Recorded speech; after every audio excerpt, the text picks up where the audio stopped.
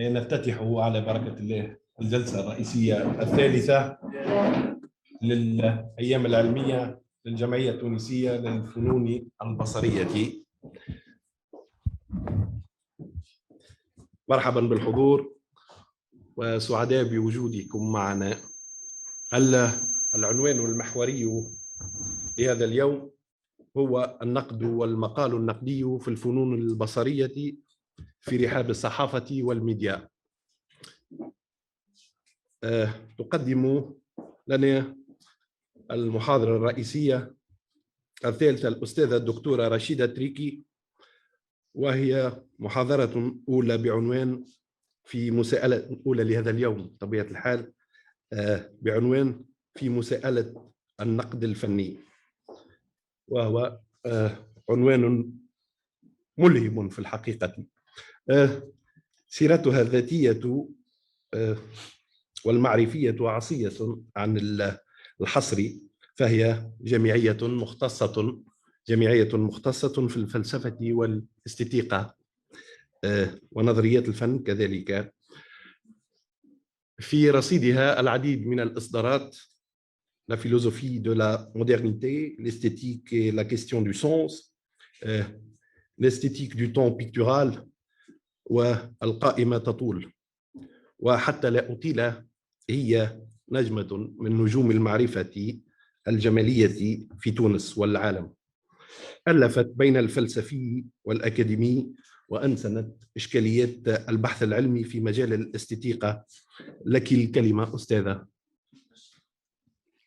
شكرا، بارك الله فيك التقديم. مرحبا بكم. مداخلتي باش تكون بالفرنسية كما تعرف. Le titre de ma communication est la critique d'art en question. Je voudrais, avant de commencer, dire que mes pensées vont à la famille de Rafiq El-Kamel, qui vient de nous quitter, et Allah yarhamou, et avec qui j'avais en 1994, lorsque j'avais fait coproduit avec l'Asad Jamoussi 24 moyens métrages sur les artistes, les peintres dans leur atelier, on avait eu vraiment le plaisir de filmer dans son atelier, d'être avec lui pendant un certain temps, Rafiq El-Kamel, tout simplement dans le cadre justement de ce colloque. Je dirais que Rafiq a un discours d'artiste, un véritable discours d'artiste, c'est-à-dire qu'on avait compris son œuvre et son processus créateur, parce qu'il y avait une cohérence telle dans son discours, entre son désir de faire, entre son œuvre, entre la manière dont il travaillait, qui était de l'ordre réel de la critique d'art. Donc c'était un artiste qui était en même temps son critique d'art, avec toute la connaissance qu'il avait aussi de l'histoire de l'art. Voilà, donc j'ai choisi donc de parler en général, c'est-à-dire de manière, j'allais dire globale, comme on dit aujourd'hui, de la question de la critique d'art en question, ce qui est différent.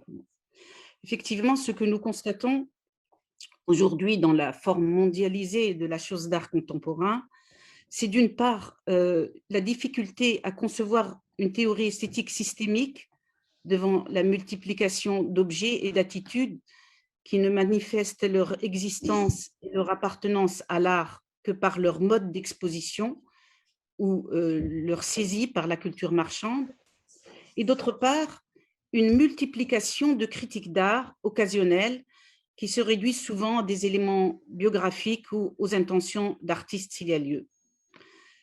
Donc, y aurait-il encore un sens esthétique et une critique adéquate pour l'art actuel? Peut-on penser le présent des arts à la fois dans une démarche immanente au travail de l'œuvre, mais qui relèverait aussi d'un partage du sensible? Si ces questions s'imposent à nous et que la question de l'identification même d'une œuvre d'art pose problème dans la profusion des productions dites d'art contemporain, il faut cependant se mettre à l'évidence que le discours critique continue de s'exercer sous différentes formes, dont la plus aléatoire reste la forme mercantile liée au marché de l'art.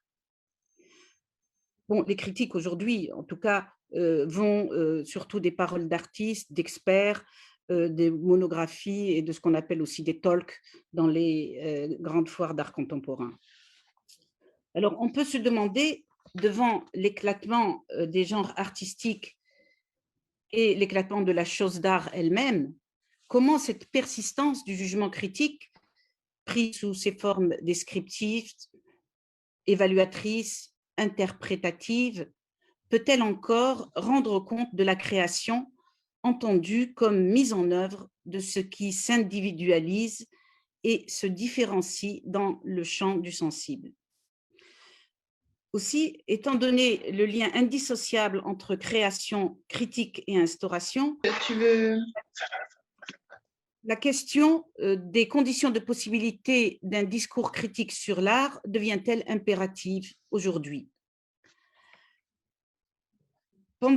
Partant de la constatation que le phénomène de création en tant que production de quelque chose qui ne relève pas ou relève peu de la nécessité a toujours provoqué dans son sillage la critique, qui est une opération normalement rationnelle de distinction, comme je l'ai dit, de jugement et d'évaluation, il faut rappeler que la philosophie, en tant que système explicatif, a mené avant ou parallèlement à l'écriture des histoires de l'art, cette activité judicative et évaluatrice.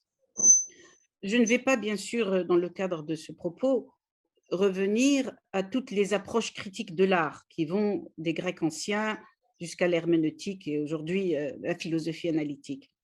Mais j'en indiquerai deux moments fondamentaux. Le premier est celui qu'on peut faire remonter à Platon et qu'on peut qualifié de programmatique. Il explique en quoi consiste la bonne imitation au regard de l'idéalité du beau. Ces considérations normatives sur la beauté de l'œuvre d'art ont eu une influence dans tout le classicisme, avec les traités sur l'art et les académies des beaux-arts, les académies royales. Le deuxième moment dans l'histoire de la pensée occidentale est celui de la critique kantienne, bien sûr, qui pose les conditions de possibilité d'un jugement de goût en le ramenant à une pure subjectivité essentiellement réceptive qui ne se réfère ni à une idéalité ni à un concept.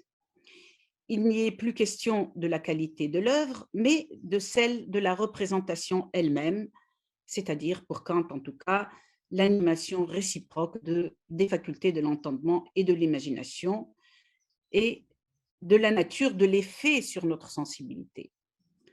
Donc cette autonomisation de l'expérience esthétique, vécue dans un désintéressement et dans un pur plaisir, a mis fin aux critères suprasensibles, bon, notamment la beauté, en tout cas aux critères préétablis, et a permis à partir du XVIIIe siècle, avec l'apparition des salons d'art, notamment Diderot, effectivement, l'émergence du critique spectateur dans la diversité des jugements de goût.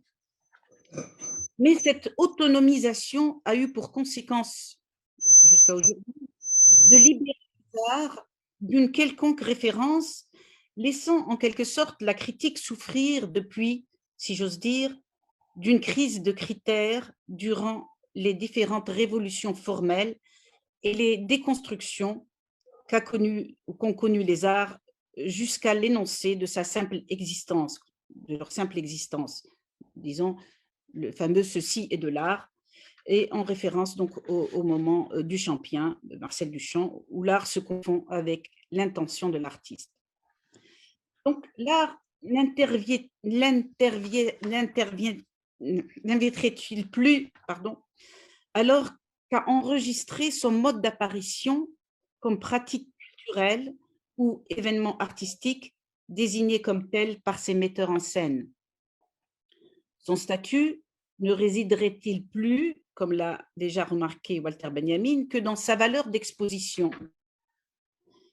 En tout cas, le vide laissé en quelque sorte par l'exclusion kantienne des considérations extra-esthétiques de la beauté manifeste bien la preuve que ce n'était pas d'art qu'il s'était agi jusque-là, jusqu'à lui en tout cas, mais de ses formes d'annexion.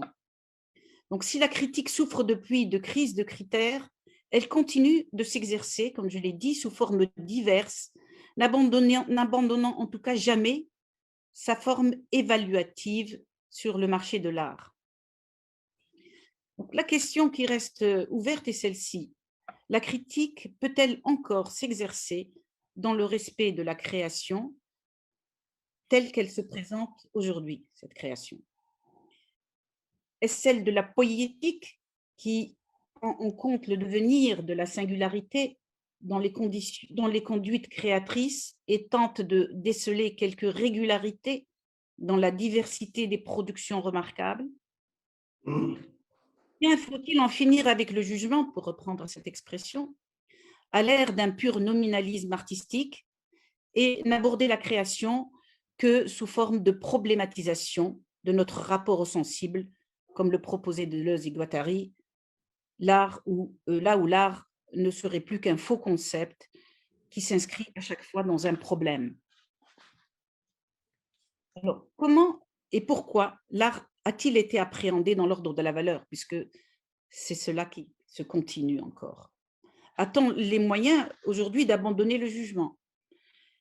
Si oui, risque-t-on de sacrifier notre rapport à l'art ou bien faut-il penser autrement sa réception? Il faut reposer la question du lien essentiel pour la philosophie entre jugement critique et art, c'est-à-dire la question essentielle de cette persistance des valeurs en l'absence de critères préétablis. Donc, en dehors d'un discours référentiel, téléologique ou essentialiste, comme cela l'a été pendant presque toute l'histoire de la philosophie, en tout cas jusqu'au XIXe siècle, seule la capacité de rompre l'indifférence et l'égalité entre les choses peut rendre une production remarquable, c'est-à-dire, en quelque sorte, répondre aussi à la question goodmanienne, quand y a-t-il de l'art? Une telle distinction est de l'ordre de la valeur. La critique qui se respecte, quelle que soit sa forme d'appréciation, permet cette distinction qui est la manière par laquelle elle instaure l'œuvre, dans son esthéticité. L'instauration de l'objet en tant qu'art, dépassant la simple production, est tributaire de l'autorité de la valeur dans l'ordre d'un partage du sens. En effet, la valeur se manifeste dans une opération de différenciation par appréciation. Son existence dépend de son actualisation et de sa réactualisation par l'expression de l'adhésion qui augmente avec le partage du goût. Si théoriquement, comme c'est le cas dans la critique du jugement kantienne, c'est le jugement du goût et le sens commun esthétique qui permettent l'intersubjectivité, en pratique, l'inverse est aussi vrai. S'il n'existait pas de conditions préalables du partage, le jugement de goût serait réduit à un ici, là, maintenant, c'est-à-dire à un infinitésimal de valeurs qui serait de l'ordre de l'instant. Donc, la valeur de l'expérience esthétique est dans cette perspective liée à la capacité de communicabilité. Elle peut aussi être, comme dans les conceptions empiristes, localisée à partir d'une étude historique et comparative des arts et des jugements de goût, dans un partage effectif, repérable expérimentalement, comme ça a été par exemple le cas de l'enquête écrite menée par David Hume dans l'essai sur la norme du goût, où il étudie l'évaluation à partir entre autres de la pérennité du goût dans le partage. Ainsi, l'émancipation de l'expérience esthétique du champ de la normativité suprasensible, en libérant l'art d'un modèle préexistant, a permis d'estimer l'objet esthétique à la valeur qu'il produit. La valeur, effectivement, qu'il produit dans le sentiment qu'on en a. Il devient instaurateur de valeur dès l'instant où sa réception est le lieu d'un partage. Que l'estimation qu'on en ait soit liée à l'intensité du plaisir pris au contact de l'objet esthétisé, à sa forme ou à son ouverture, c'est elle qui détermine en dernière instance son intérêt. L'œuvre la plus ouverte aux interprétations tire sa valeur de cette capacité de susciter des estimations au sein de la gratuité du sensible. Donc, que le jugement ait lieu dans l'instant de l'épreuve ou dans l'énonciation de la distinction esthétique de l'objet, c'est dans le partage que la valeur s'objective. Il est à remarquer que, quel que soit le degré de réception esthétique d'une chose, sa distinction dans le respect du sensible ouvre déjà à l'émergence d'un partage. Mais que pourrait être aujourd'hui, dans la diversité des choses d'art, dites d'art, et dans la proximité des choses tout court, par exemple, un tas de terre dans une œuvre de land art, par exemple, que pourrait être cet élément ou cette attitude qui permettrait la distinction et l'estimation esthétique. Selon l'aveu même des historiens de l'art, seules des affirmations provisoires et même fragmentaires sont aujourd'hui possibles en matière de narration de phénomènes artistiques. Ce qui rend problématique l'idée d'une postérité des théories esthétiques dont l'objet ne peut être unifié ni dans le temps chronologique, ni dans une fonction, ni dans une norme. Mais l'impasse occasionnée par la fin de l'art comme genre, aussi bien que par la fin de son historisation comme système explicatif de l'évolution des styles, a paradoxalement ouvert le champ à plusieurs interprétations anhistoriques, plus soucieuses du caractère empirique et sensoriel des arts, saisis dans leur processus de création. Et en ce cas, il faut prendre en considération des paramètres comme la cohérence de l'intention de l'artiste avec celle de sa conduite créatrice, dont je parlais plus haut concernant l'artiste Rafiq El-Kamel. Aujourd'hui, le discours critique qui peut permettre de juger les arts plastiques en général, et en Tunisie en particulier, ne peut se faire que dans la proximité des pratiques d'art. Il s'agit en tant que discours esthético-poïétique d'une interrogation sur le processus de création.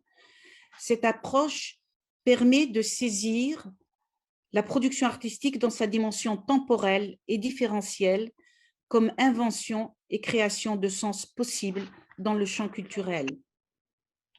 Il faut se référer à la fois aux théories désormais attentives au devenir des œuvres, au mode d'appartenance et de transgression des formes plastiques et au discours que les artistes portent sur leur opération de production, sur leur aventure avec le matériau, sur leurs références, sur leur façon de s'éprouver eux-mêmes en réinvestissant le réel de formes inédites. Il faut aussi être attentif à leur positionnement socioculturel et à leur engagement. C'est pourquoi, par-delà et en deçà de la théorie poïétique qui prend en compte le devenir de la singularité dans les conduites créatrices et tente de déceler des régularités dans la diversité des productions remarquables, j'aime à revenir à la démarche empirique de David Hume, dans laquelle je trouve beaucoup de prudence. Je rappellerai que l'investigation empiriste, c'est-à-dire celle qui exclut d'emblée toute forme d'idéalité de la valeur esthétique ou d'un beau propre aux œuvres, c'est pas cette investigation empiriste que l'on trouve dans les essais que j'avais déjà cités de David Hume, de la norme du coût de 1757, et à laquelle d'ailleurs beaucoup de théoriciens de l'art contemporain aujourd'hui font référence, reste toujours justement un référent intéressant en ce qu'elle localise expérimentalement, à partir d'une étude historique comparative des arts, un partage effectif du jugement de goût dans la durabilité. Et la figure du critique d'art, donc selon effectivement cette investigation, se confond quasiment avec la norme du goût, en ce qu'il s'agit justement de quelqu'un, le critique d'art, qui a pu affiner son goût par l'exercice qui va de la fréquentation assidue des œuvres à l'intérêt pour leur mode de production et leur historicité, jusqu'à la connaissance de leur réception locale et externe, c'est-à-dire dans l'espace et le temps, en quelque sorte dans un tout commun. Le goût de ce critique devenu délicat lui prête en quelque sorte une compétence esthétique, Bien sûr, tout cela n'est possible qu'en l'absence maximale de préjugés, un peu dans une situation de virginité esthétique, pourrait-on dire, qui permet l'exercice du regard et du jugement. Alors pourquoi ce recours à Jung? Pour tout simplement éviter à la fois une normativité exogène dans la critique des arts plastiques et aussi une clôture de type culturel, voire ethnique, où s'unirait toute influence et tout commun. Donc le critique averti est celui qui, avec prudence, est capable de déceler la cohérence de telle ou telle œuvre.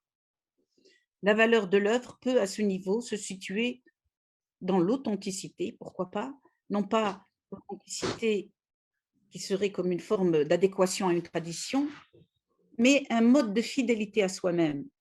Elle désigne la manière dont l'artiste s'engage à créer autrement, mais fidèle à ses sensations, en osant des procédés adéquats à sa vision pour être dans la vérité de son désir d'art.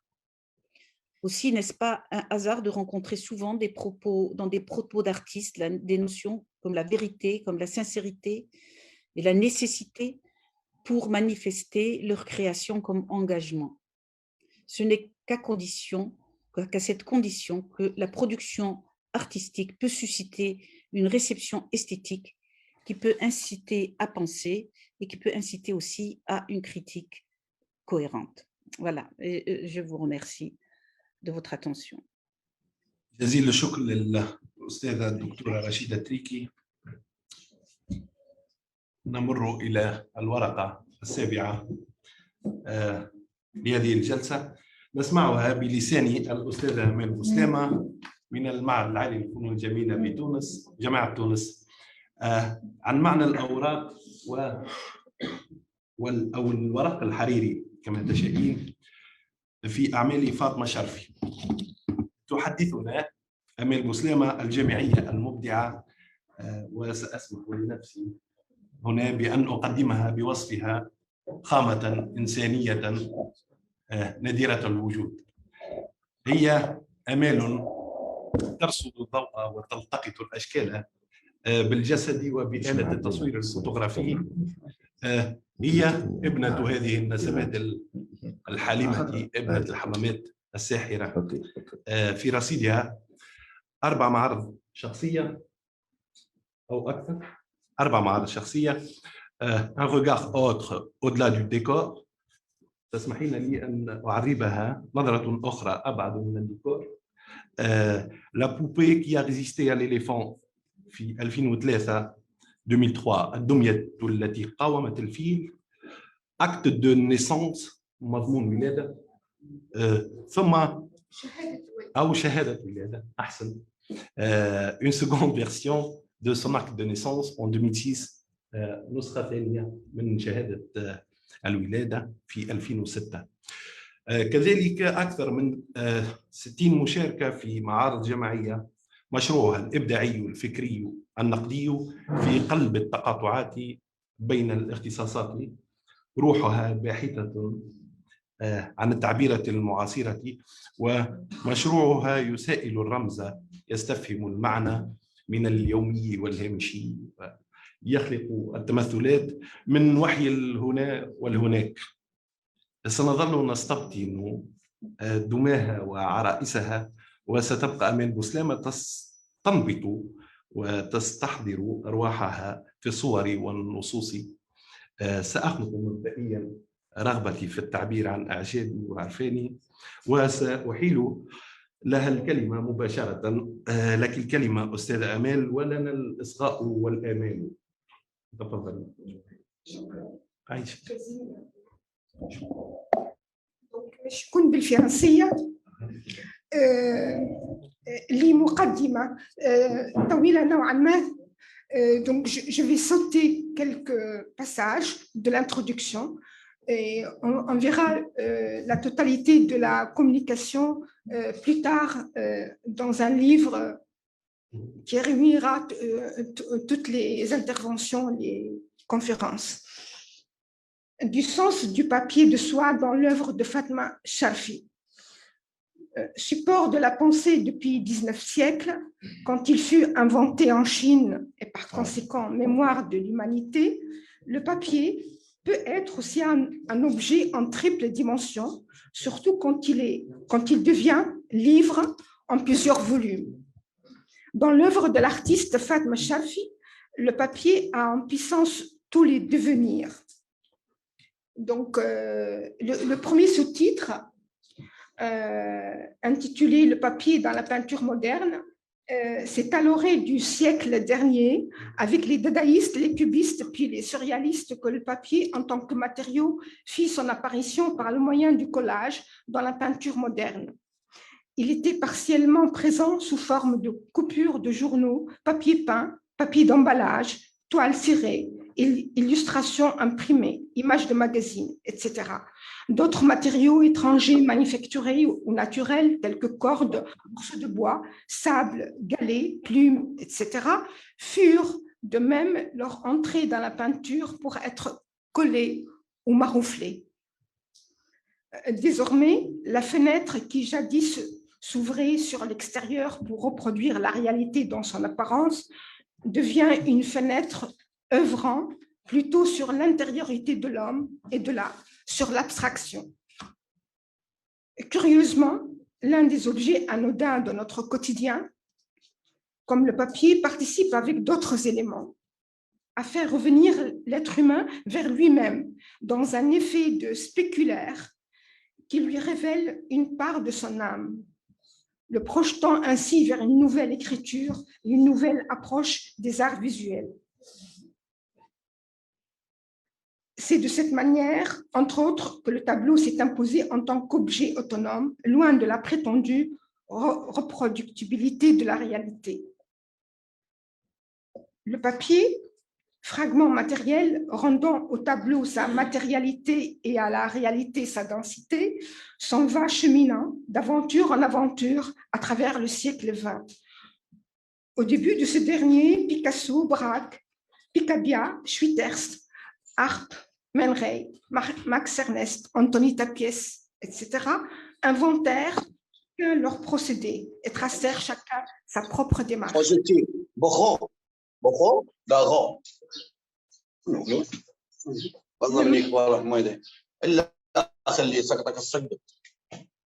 Le matériau papier, avec tous les procédés qu'il offre, dicte une multitude de logiques aux artistes en engageant de nouvelles pistes à explorer, une histoire matérielle du papier à établir. Deuxième sous-titre, humanoïde fait en papier de la plasticienne Fatma Sharfi. Donc, ici, je présente ma lecture personnelle des Raberiq, les personnages en papier de soie de Fatma. Venons au sujet principal de notre exposé par l'examen de près de la pratique en papier de la plasticienne tunuso-suisse Fatma Sharfi, née le 29 janvier 1955 à Sfax et décédée le 9 mai 2018 à Vevey, en Suisse. En scrutant ce matériau et sa poésis, qui est un terme grec qui veut dire le faire, et en remontant les étapes de son processus créateur, nous essayerons de démontrer comment l'emploi que fait cet artiste du papier pourrait faire sens et générer valeur esthétique. Le papier, avant d'être cette surface de fine épaisseur, douce, lisse et sensuelle, ou cet objet tridimensionnel, est d'abord un matériau naturel provenant de fibres végétales macérées artisanalement, malaxées, transformées en pâte, séchées en de fines couches sur des treillis. Le végétal, l'arbre d'où vient le papier, est un être vivant, émettant une énergie et une force tellurique et cosmique indéniables. En 1990, Fatma Sharfi s'est mise à manipuler du papier de soie, technique initiée lors d'un stage dans l'atelier de textile après ses études à l'école de Beaux-Arts de Tunis et après l'obtention de son doctorat en France, à Paris, sous la direction de René Passeran. Elle a fait une thèse. qui n'a pas un rapport direct avec le papier, mais avec l'eau et la terre à ce moment-là. Donc, en cette année de 1990, quand elle a suivi ce stage à Genève, cette année-là, s'est déclenchée au Moyen-Orient la guerre du Golfe. Installée en Suisse avec son mari tunisien, elle accoucha de son premier enfant. Les yeux rivés sur son poste de télévision qui diffusait des images de la guerre. Donc, éloignée de son pays natal, horrifiée, Fatma Sharfi triturait nerveusement du papier de soie entre les bouts de ses doigts en le roulant entre le pouce et la main.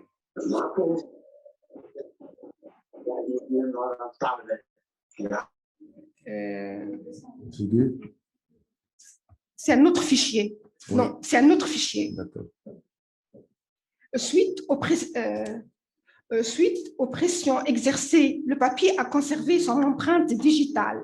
Ce geste est chargé de l'inquiétude que lui inspiraient les images d'une guerre inacceptable, à laquelle elle ne comprenait pas grand-chose, est devenue frénétique. À force de découper, rouler, presser, tresser le papier de soie, Abrouk fut engendré. Ça, c'est lors d'une performance, mais dont j'ai oublié le titre, la performance. La figure de, s'il te plaît. Donc là, c'est vu de près.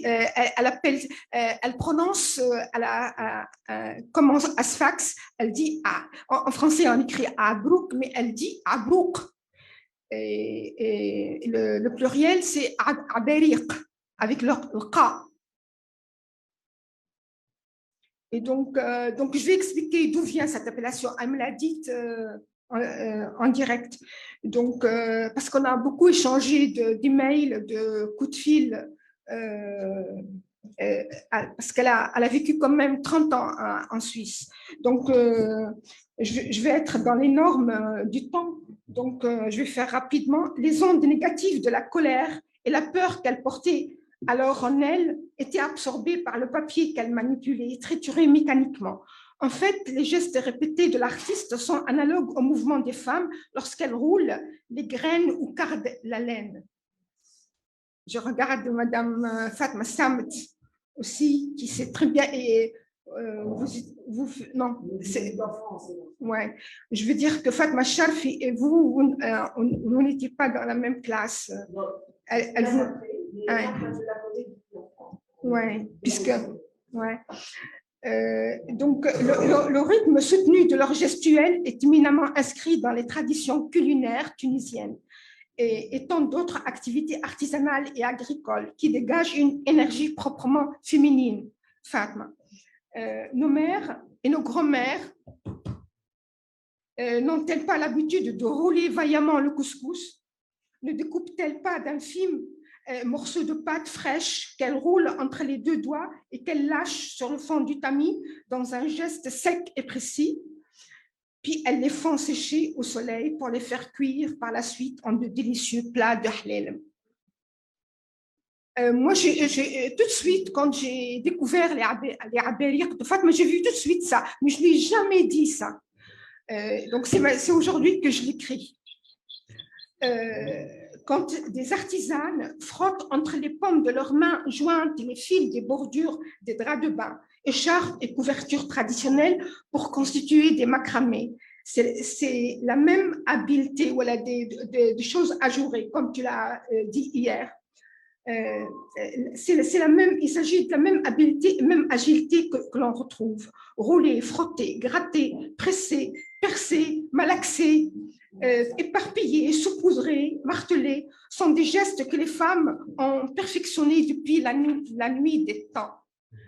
C'est pourquoi nous considérons qu'ils font partie d'un patrimoine culturel immatériel. Pour résumer, nous dirons que le geste de rouler un matériau entre les doigts est symbolique et archétypal. Héritière des gestes millénaires des travailleurs, manuel, Fatma Sharfi se concentre comme l'artiste japonais qui plie le carré de papier pour construire son origami. Elle roule entre ses doigts le papier pour former ce qu'elle appelle ses abariq. Chargé d'affect, son geste devient un réflexe quasi inconscient. Ainsi, après avoir découpé au ciseau la silhouette d'un petit bonhomme, Fatma Sharfi, les doigts humectés de sa propre salive, roule le papier au niveau du cou de la figurine, puis le même geste se répète pour former la taille du bonhomme, se poursuit pour former les deux membres supérieurs et enfin les deux membres inférieurs. Pour finir le façonnage de son personnage, nous imaginons l'artiste se mettre à humidifier de nouveau ses deux doigts avec sa salive afin de parfaire les contours de la tête et lisser les fioritures.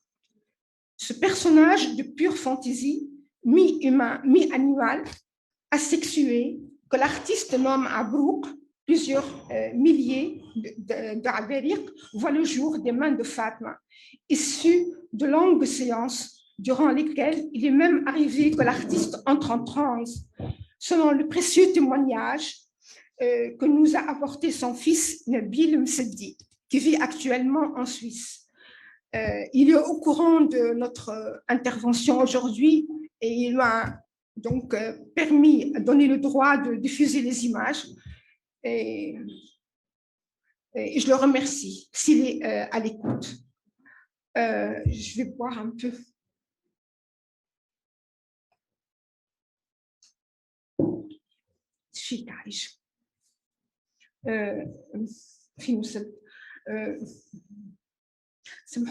C'est émouvant aussi parce que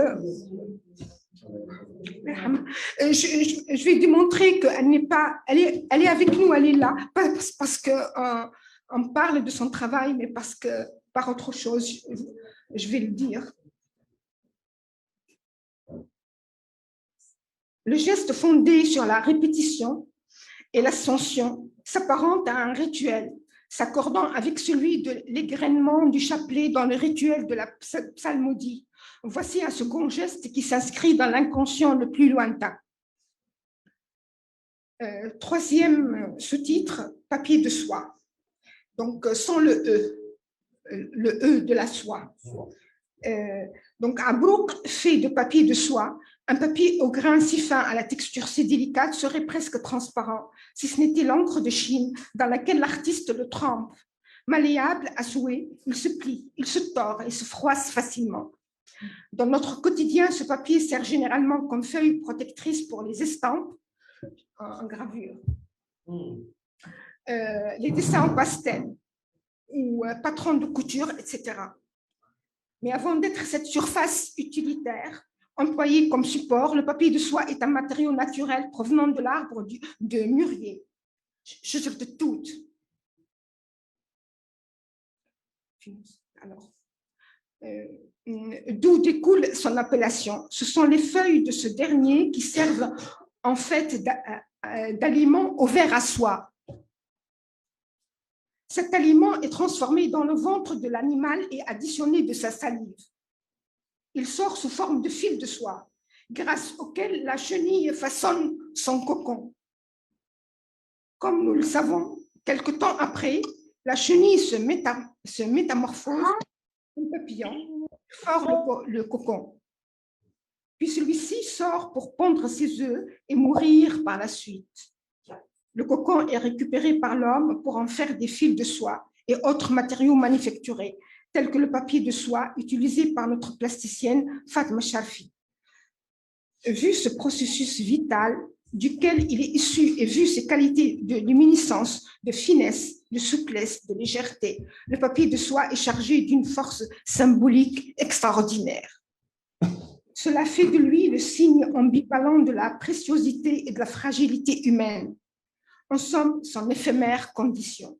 Le papier de soie a des ressources illimitées. Éventuellement, il pourrait nous faire parvenir l'énergie et la force qu'il emmagasine de l'arbre dont il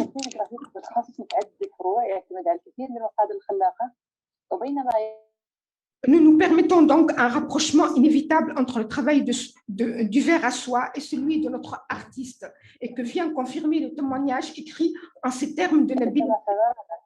Je cite, « Le jour, autant que la mère entrait dans une certaine transe lorsqu'elle préparait ses abériq et utilisait sa salive pour humidifier le papier, marquant donc de manière définitive ces figurines de son ADN. C'est le propos de son fils même, qui la voyait enfant travailler.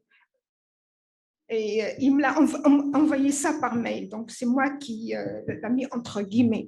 Stupéfiante révélation qui autorise une déduction. Ça, il me l'avait dit en 2018.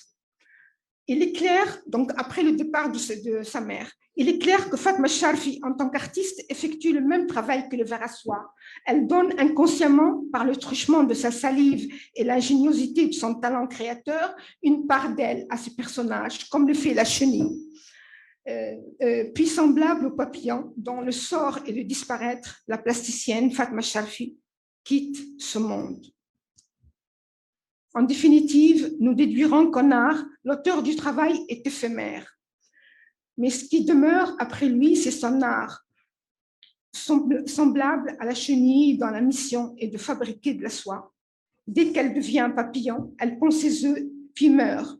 Ainsi en est-il notre plasticienne. À un niveau différent, la métaphore s'impose. L'artiste est ce papillon et son art est cette soie. Et ce n'est pas valable que pour Fatma, c'est pour tout artiste, tout créateur, dans n'importe quel domaine qu'il soit. L'enseignement à tirer est que la personne humaine n'a de valeur réelle que par son action et la trace qu'elle laisse après son envol. Partant de cette analogie, force nous est donnée de déduire que le plus important est non pas le sujet agissant, mais les traces de son action, ce qu'il laisse, l'action de ce qu'elle produit comme effet en une valeur éternelle en comparaison avec ce que représente le parcours éphémère de l'auteur. C'est une simple leçon d'humilité à rappeler aux artistes, à l'ego surdimensionné. Est indiscutable la finitude du vivant, parce qu'elle va de soi. Toutefois, ce qui se discute est comment faire d'un matériau aussi anodin que le papier de soie un papier qui vient de soi, ou qui devient soi, non seulement imprégné de sentiments, d'émotions, d'humeurs qui constituent l'âme, mais aussi de racines culturelles et de sucres organiques comme la salive, qui contient l'essence de l'être et que Fatma Sharfi a réussi à faire à différents niveaux. Puisqu'un papier,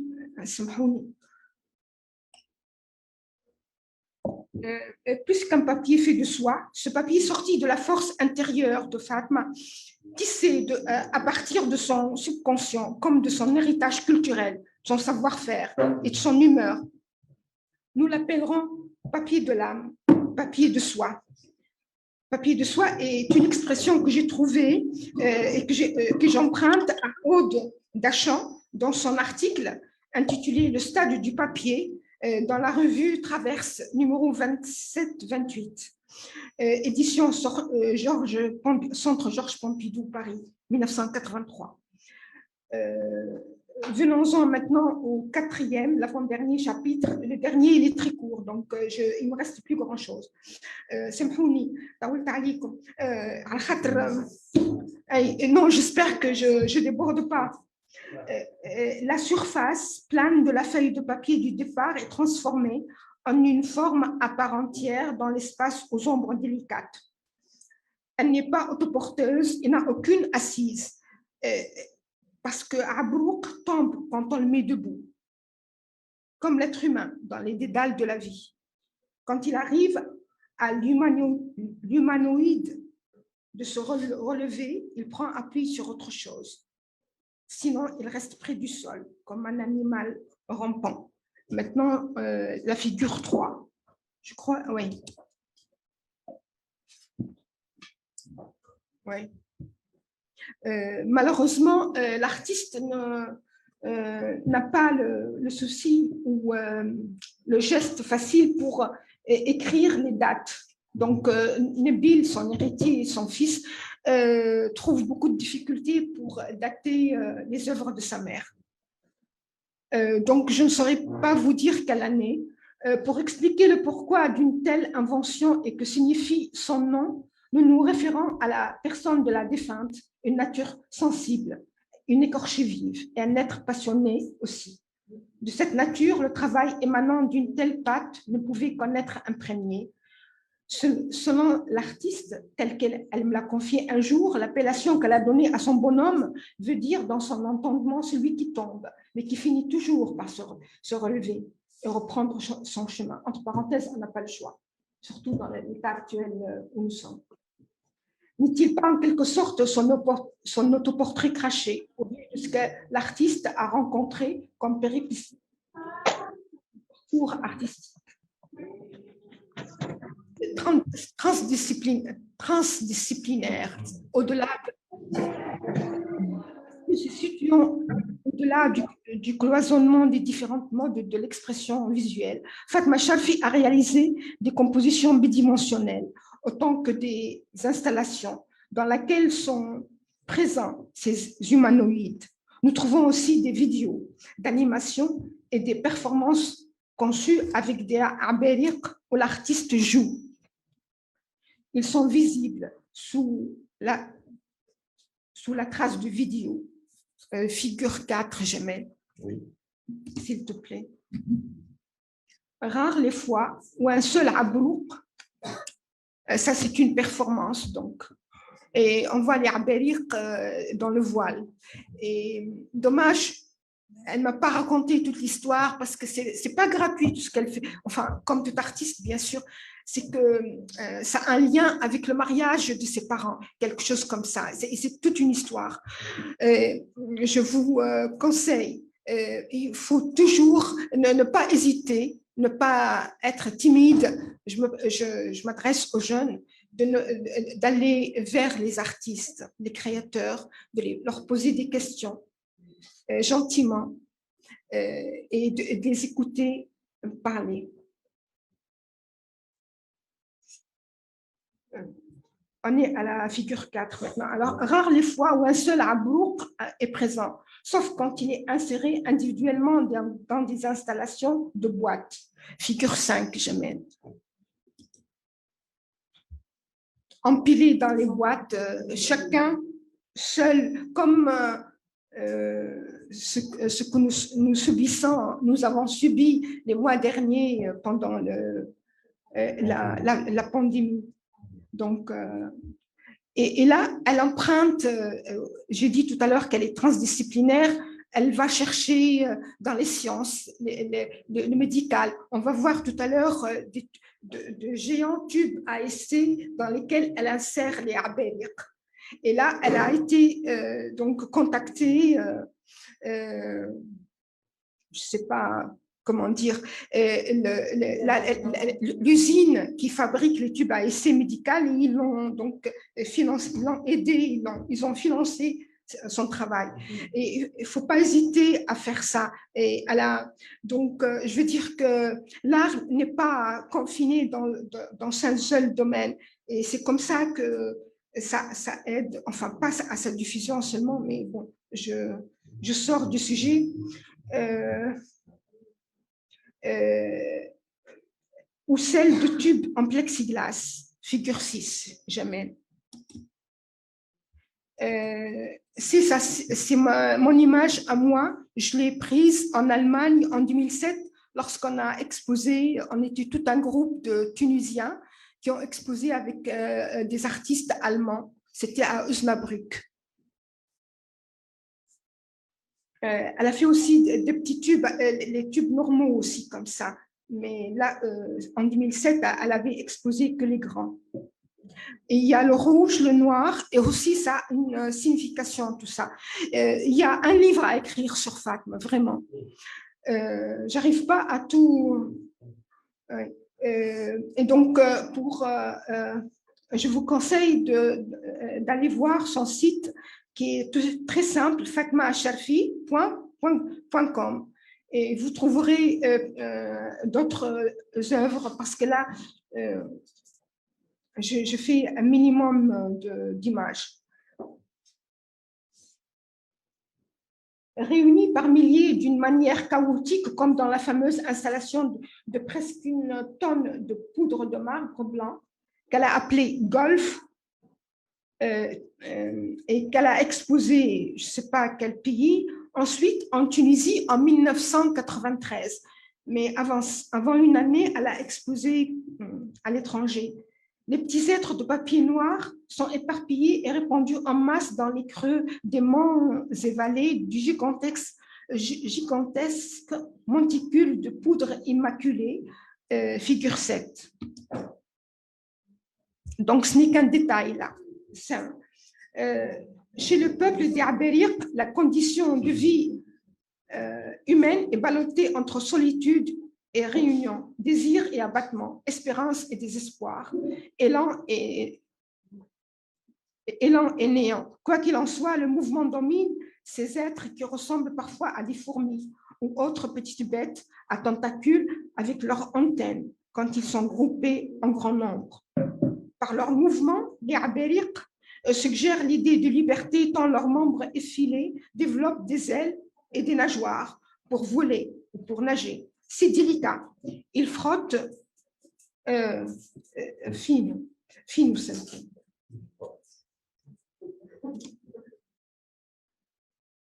Cette même chose.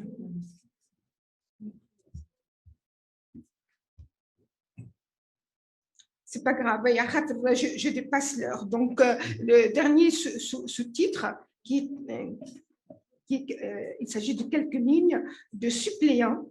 Abrouk devient un supplément d'être. Malgré le risque de glisser dans le stéréotype par sa répétition, Abrouk, ce signe a construit un sens. Né de l'épiderme du papier, il est ce suppléant d'être en prise avec la vie dans son ambivalence, d'être à la fois libre et prisonnier. Grâce à la magie de l'art et imprégné à jamais par l'ADN de sa créatrice, il est devenu ce supplément d'être, ce nous-mêmes, cette métaphore si singulière de notre lumineuse et fragile existence. En conclusion, ne sous-estimons pas la route du papier, surtout si elle est de soi, c'est qu'elle mène plus loin que l'arbre d'où elle vient. L'histoire de l'art se souviendra fort certainement de ces fameux Abériques.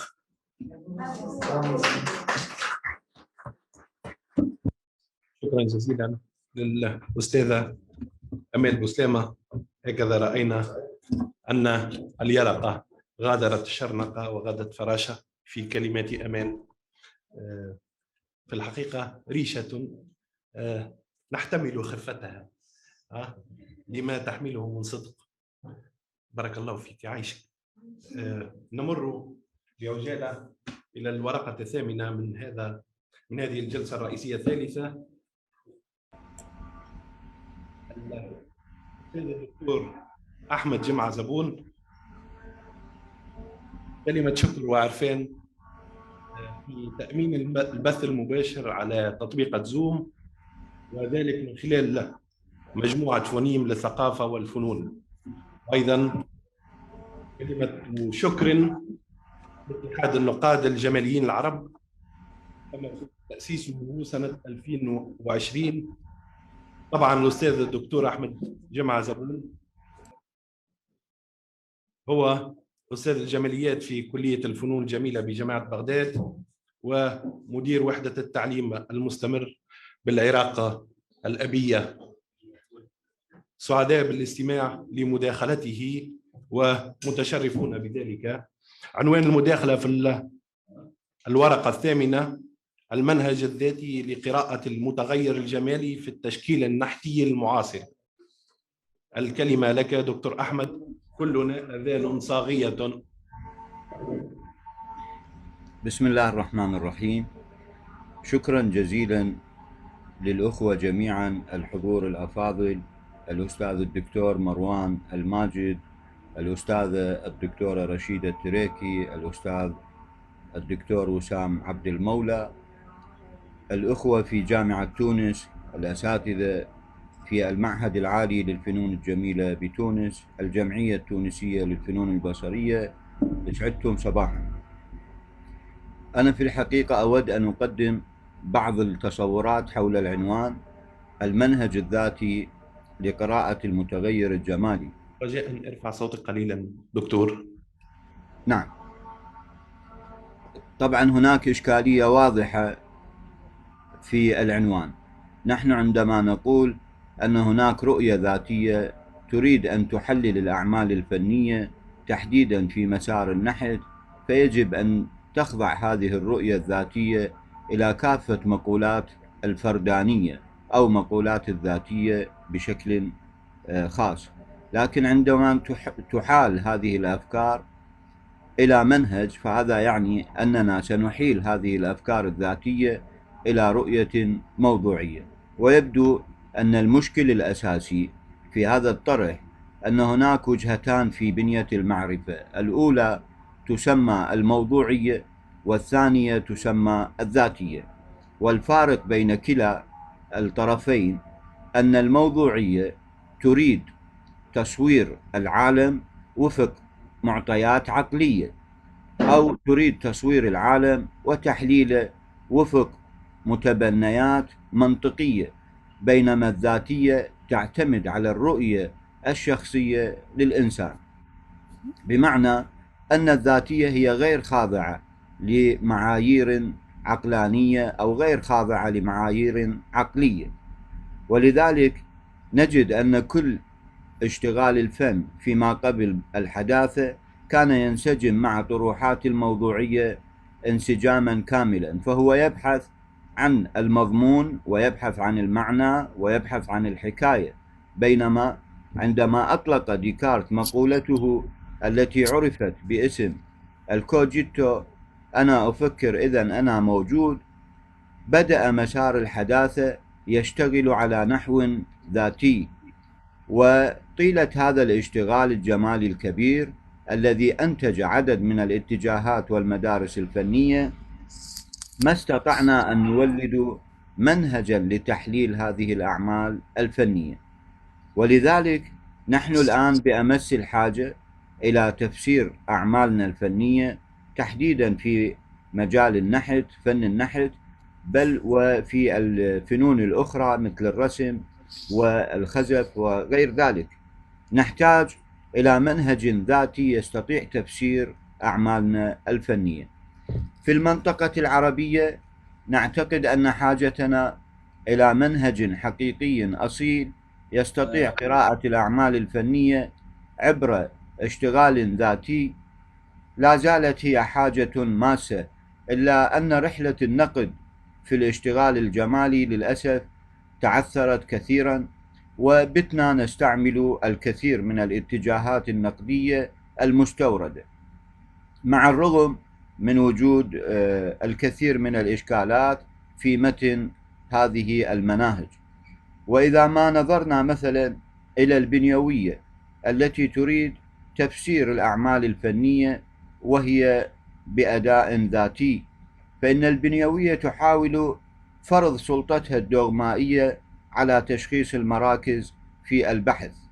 وبالتالي عندما نسأل هذا السؤال، هل المركز في البنيوية هو ثابت أم متغير؟ فإن كان ثابت فما فرق البنيوية عن العصور الوسطى في فرض سلطتها؟ وإن كان متغيرا فما الداعي لكشف مثل هذا المركز؟ كما أننا عندما نسأل عن المنهج السيميائي أو المنهج العلاماتي سنجد أن هذا المنهج يتعكز على كشف العلامة، وبالتالي فإن العلامات متغايرة ومتباينة في الفهم من مركز حضاري ومن ثقافة إلى أخرى. فالأسود في مناطق أفريقية يعني السلام، والغراب يعني طائر السلام، بينما الأبيض في مناطق شمالية يعني السلام، والحمامة البيضاء هي طائر السلام. وهذا التباين في فهم العلامة تبعا للحاضن الفكري أو الثقافي هو الذي يمكن لنا أن نجعله حدا فاصلا أو جدارا مانعا لتعميم مثل هذه العلامات الكبيرة في مسرح وجودها واشتغالها. وبالتالي لا يمكن الركون بأي شكل من الأشكال إلى مثل هذه المناهج التي استوردت منذ الشكلانيين الروس عام 1930 وحتى الآن. وهكذا عندما ننظر إلى التأويلية، فإن التأويلية منهج غير ممسوك وليست فيه قواعد أساسية للتعامل مع قضايانا المتغيرة، فما بالك عندما نواجه بالتأويلية الفن اللاموضوعي أو الفن التجريدي تحديدا في النحت الحديث. فإننا عندما نقول أن هناك فن تجريدي فهذا يعني أنه إقصاء للمعنى، إقصاء لمنظومة الشكل المحاكاتي أو للمطابقة البصرية. وبالتالي لا تستطيع التأويلية أن تفهم الأشياء إلا بسياق وجودها المنضوي تحت معاني متعددة، فإن فهم الجملة البصرية يحتاج إلى توافق لعدد من المعاني، وبالتالي لا توجد مثل هذه الخصوصية في فنون التجريد بالنحت المعاصر. يا سادة أحبتي الأفاضل، نحن أزاء إشكالية كبيرة عندما حضرت الأعمال الفنية بكل تعبيراتها الذاتية وباشتغالها الفرداني، فإننا نحتاج إلى منهج جديد يستطيع قراءة هذه الأعمال الفنية، منهج علمي يتعكز في رؤياه على مباني الذات العلمية لتكوين قراءة نقدية. ما يجري الآن في الساحة العربية من تخبط واضح في تحليل الأعمال الفنية هو لا يستند على قراءة علمية وموضوعية في كثير من الأحيان. قلما نجد أن باحثا وناقدا ما يتعكز على منهج ويحاول تفسير الأعمال الفنية من خلاله. وهنا علينا التفكير مجددا، هل يمكن لنا أن نعد هذا المؤتمر العلمي أيام علمية النقد والمقال النقدي في الفنون البصرية خطوة نحو تكوين مثل هذا المنهج؟ هل يمكن للأساتذة الأفاضل تشخيص توصية واضحة في هذه الجلسات؟ أنا أستطيع أن أشخص مثل هذه التوصية لحضراتكم، وهي ضرورة التفكير بالمنهج النقدي الذي يتطلع إلى تفسير أعمالنا ومن خلاله نتطلع إلى فهم هذه الأعمال. هل يمكن لجنابكم الكريم أن نسعى جميعا لتوليد منهج نقدي عربي أصيل تحديدا، وأننا نتعكز على إرث حضاري كبير؟ وأستطيع أن ألخص هذا الإرث بعدد من الاتجاهات الفكرية التي وفرتها لنا الحضارة الإسلامية، وأبتدئ بالفلاسفة الإسلاميين الأوائل، الفلاسفة العقلانيين أمثال ابن سينا والفارابي وابن رشد، ومن ثم حضور المفكرين الكلاميين، وهكذا بعد ذلك جاءنا المفكرين المتصوفين، ثم الإشراقيين وشيخهم السهروردي، ثم بعد ذلك جاءنا المفكر الكبير العلامة الشيرازي في الحكمة المتعالية.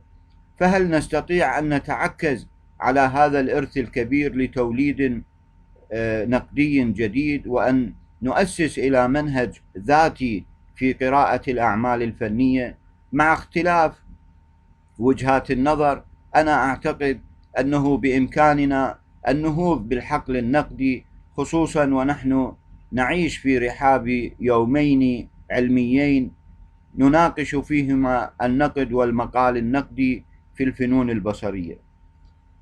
أنا أشكر الأساتذة جميعا، وأشكر الأخوة في الجمعية التونسية للفنون البصرية والمعهد العالي للفنون الجميلة بتونس وأيضا جامعة تونس، وأطالب الأساتذة جميعا بالتفكير بمثل هذه القضية المهمة التي نستطيع من خلالها على الأقل توحيد هويتنا الثقافية وهويتنا النقدية في الخطاب الجمالي. وشكرا جزيلا لكم. بارك الله فيك أستاذ. قدم لنا إذن الأستاذ الدكتور محمد أو أحمد جمعة زبون ورقته الثامنة بعنوان المنهج الذاتي لقراءة المتغير الجمالي في التشكيل النحتي المعاصر. جزيل الشكر. تشرفنا بهذه القراءة ونرجو أن نؤكد على دعوة الأستاذ إلى أن يكون لهذه الندوة مخرجات، ومخرجات تتمثل بالذات في توصيات لمعاهدنا ولدراساتنا الأكاديمية حتى تعمق الدرس وحتى تهتم أكثر فأكثر بمسألة النقد الفني وبصفة عامة بمسألة الفكر النقدي بصفة عامة. جزيل الشكر دكتور أحمد. نمر إذن إلى الورقة التاسعة، وأنا بين آمال وجمال أجد نفسي مرتاحا في الحقيقة. الورقة التاسعة هي عنوانها الإنتاج الفني، النقد الفني، العمل الغير المكتمل لثقافتنا. يقدمها لنا الأستاذ جمال الدين بن عبد الصمد، وهو صحفي مفكر وناقد من خريجي المعهد العالي للفنون الجميلة بتونس، خزاف الأصل والتكوين. في الحقيقة في رصيده النقدي العديد من المقالات والجوائز، نذكر منها جائزة أحسن مقال صحفي نقدي لمعرض اتحاد الفنانين التشكيليين لدورة 2006 أو 4 عفوا، دورة 2004. أكثر من 20 سنة من الكتابات والمقالات في تونس يبدو. كيف نحن مع نجم من نجوم الصحافة التونسية، وسعداء بالاستماع إلى الأستاذ جمال الدين بن عبد الصمد. الكلمة لك يا أستاذ. شكرا، تفضل.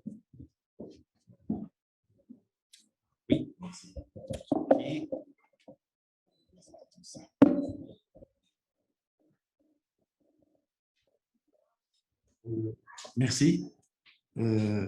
Je tiens tout d'abord à remercier ceux qui nous ont donné cette occasion pour cette louable initiative de débattre d'un sujet de première importance et malheureusement qui doit absolument avoir des solutions par rapport à ce que nous constatons aujourd'hui sur la critique d'art.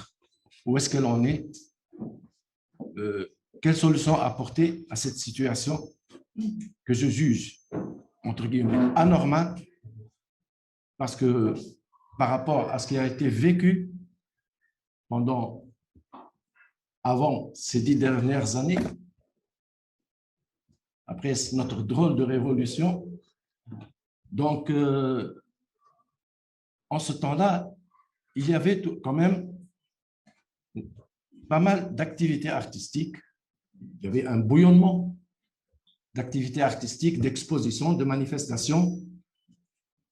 On peut citer ce qui s'est passé, par exemple, dans nos différentes salles d'exposition, dans nos galeries.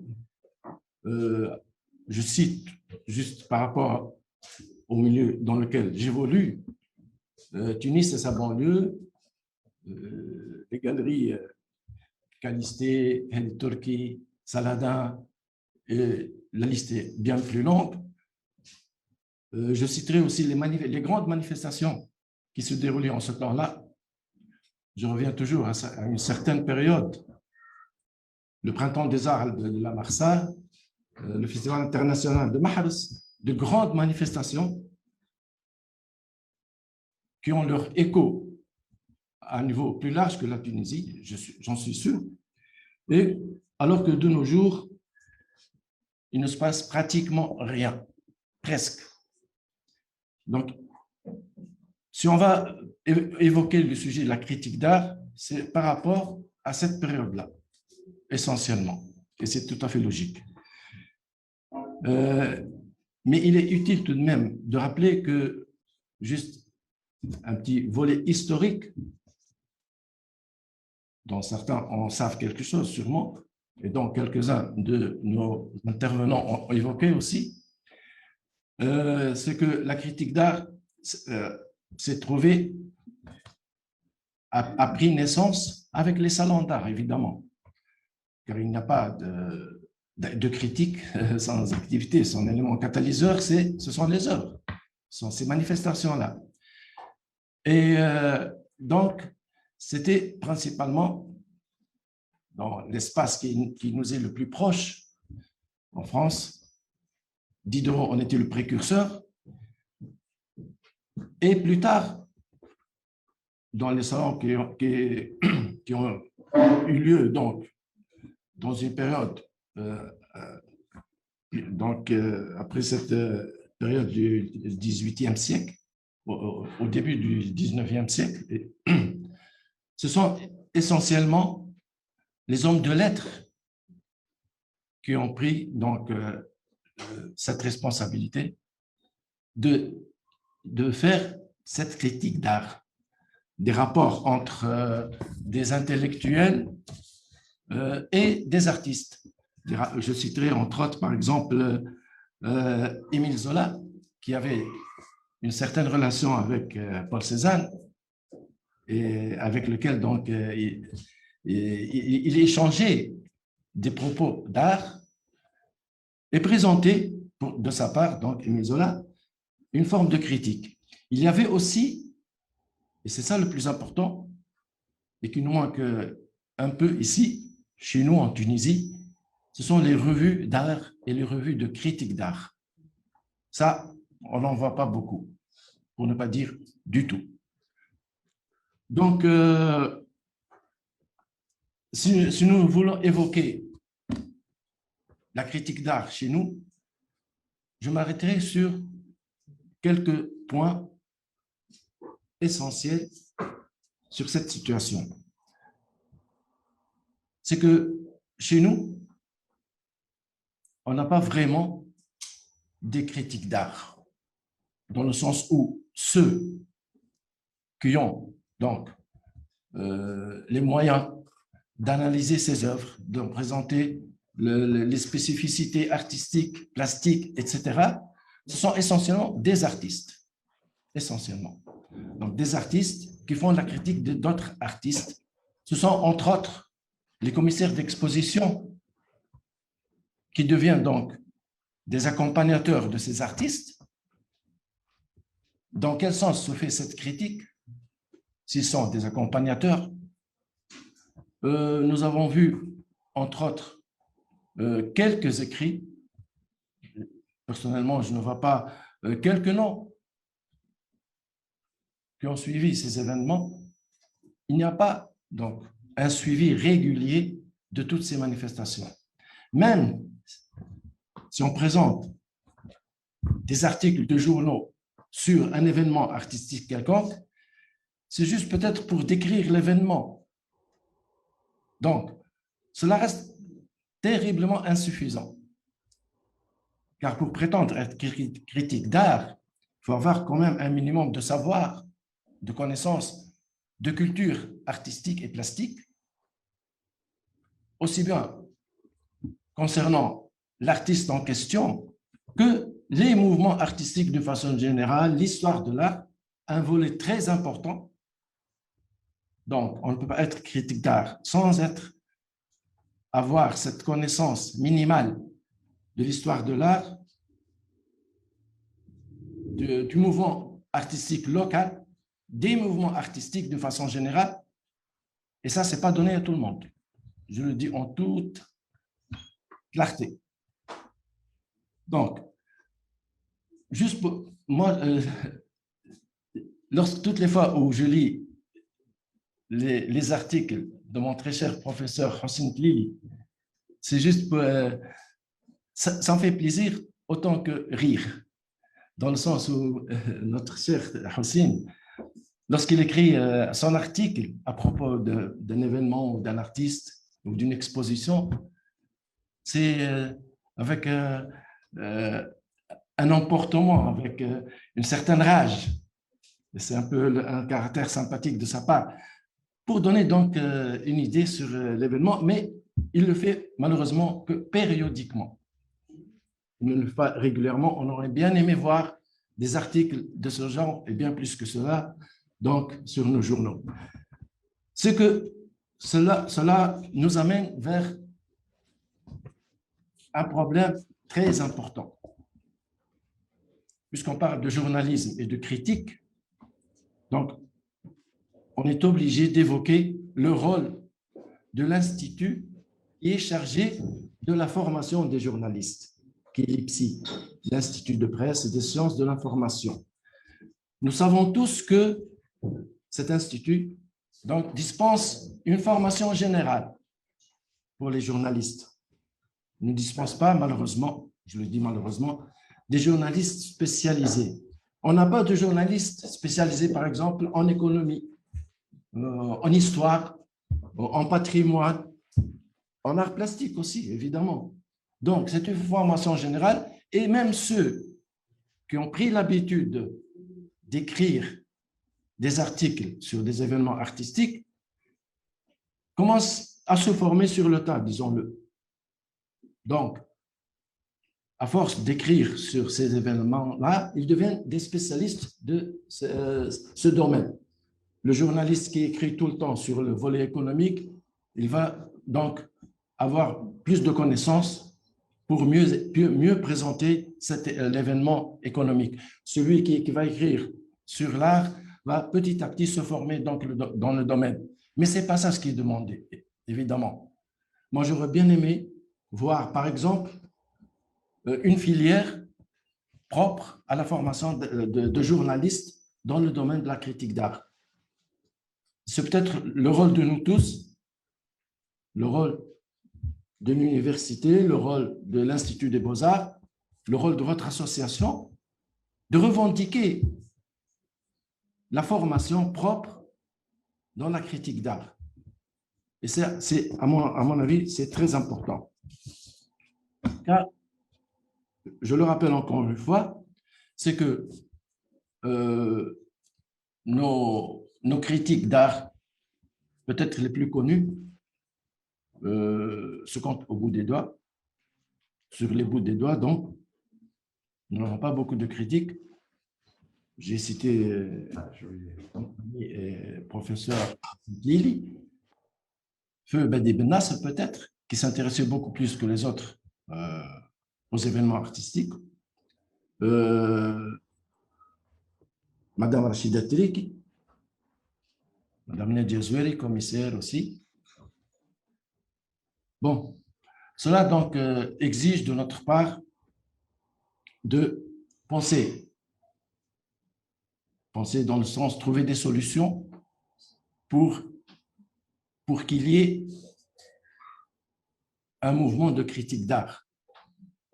Tant qu'on enseigne l'histoire de l'art, on doit enseigner aussi l'histoire de la critique d'art pour bien former nos jeunes à la critique d'art, justement.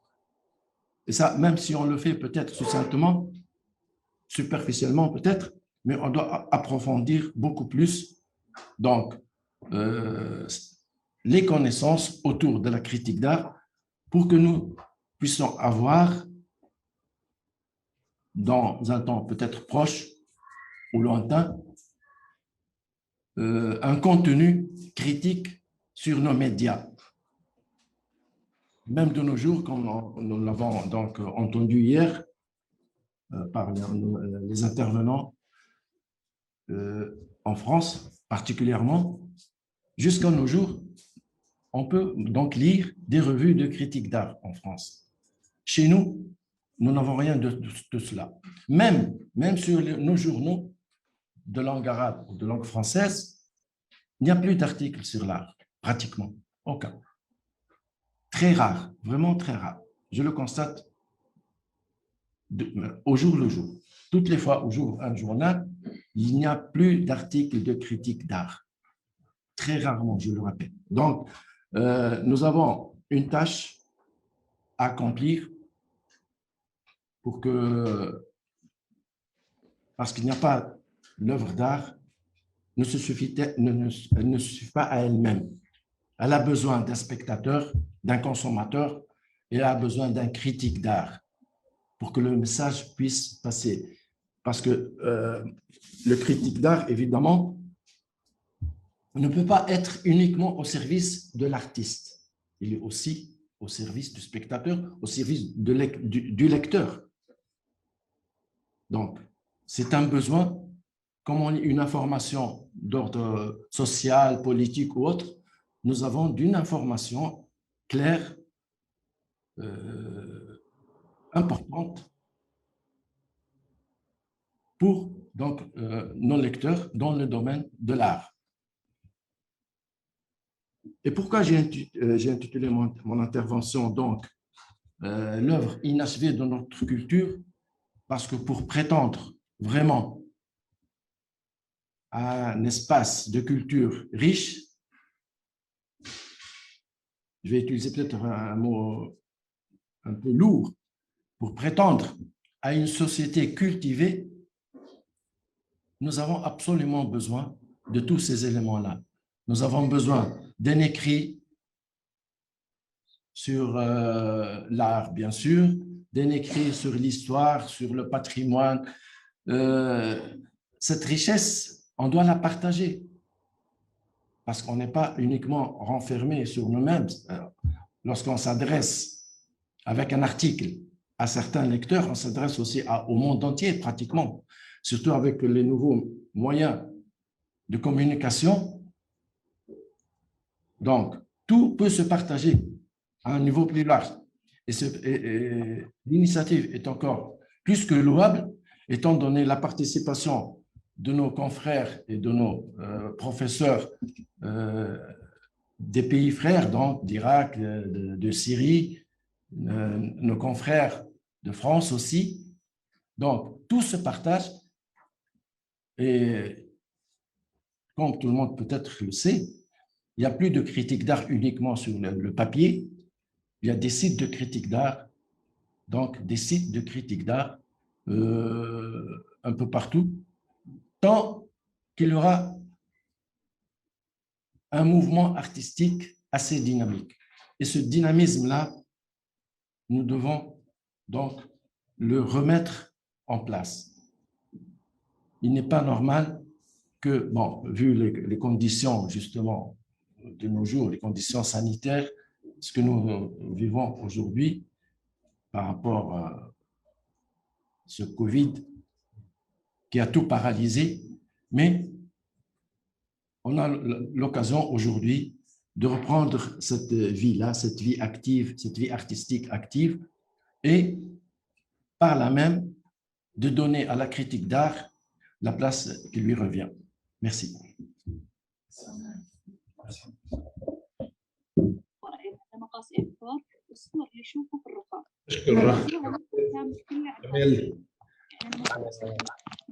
الشجاعة الصادقة في التعبير عن الرأي.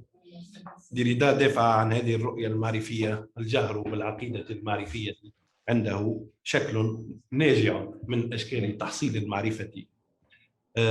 فوكو كذلك في استحضاره لمفهوم الباريزيا لو فرون بارلي من الفلسفات استحضره من الفلسفات القبل سقراطية وجعل منه فكرا راهنا. صوت آخر إذا يضم بلسان فرنسي إلى دعوة الدكتور الأستاذ أحمد جمعة زبون، وهو تلك الدعوة القائلة الدرس تعميق النظر مسألة الفن في علاقته بالتكوين الأكاديمي. ألف شكر، جزيل الشكر. نمر إلى النقاش، الباب مفتوح للجميع، لكم الكلمة ولنا الاستماع والإصغاء والإجابة والتفاعل. جزيل الشكر.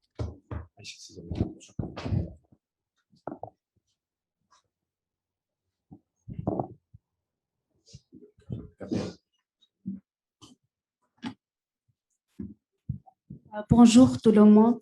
Je me présente de nouveau je suis Jihen Shabou, docteur en enfants et médiation artistique.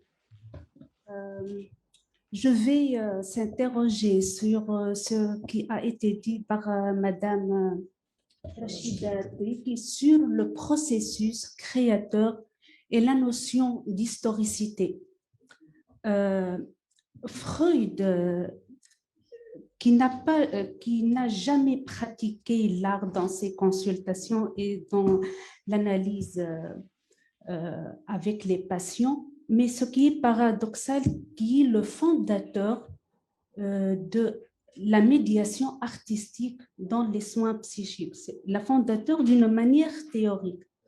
Mais Anna Freud, la fille du papa Freud, est la première psychanalyste qui a eu recours aux peintures et au dessin dans le soin psychique. معذرة أرجو أن نتأكد من استماع أرجو أن نتأكد من استماع السيدة الأستاذة الدكتورة رشيدة تريكي فقط للتأكد. دكتورة أنا هنا نسمع. شكرا جزيلا. شكرا جزيلا. Et la notion d'historicité, c'est bon.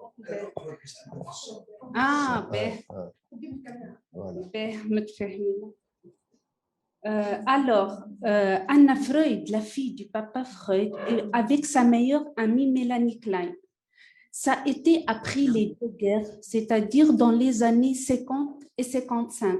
C'est la première psychanalyse qui a eu recours aux médiations artistiques dans les soins psychiques. Tellement après les deux guerres, il y a un énorme nombre d'enfants qui sont des enfants, des orphelins, qui ont perdu leur papa et leur maman et qui n'ont pas même, ils ne se connaissent pas, ils ont une fausse identité appelée par Winnicott faux self. Et elle a réussi par la peinture à reconstruire l'histoire appelée historicité. C'est la notion d'historicité, c'est-à-dire il n'y a pas d'histoire ou bien une histoire morcelée. Et par la peinture, elle a réussi avec des images dans la tête des enfants, à peine des images par la peinture. Et en associant ces images, les enfants ont réussi à se connaître, ces origines, non, parfois, parce que ces enfants ont été cachés avec des noms, des faux noms, pour ne pas...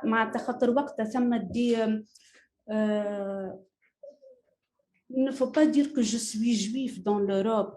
Il se cache derrière des faux noms et par la peinture. أعتذر عن المقاطعة. أرجو أن نختصر في مداخلاتنا أو مناقشاتنا في أسئلة واضحة حتى نتفاعل ونعطي الكلمة لأكثر ما يمكن من الأساتذة والزملاء.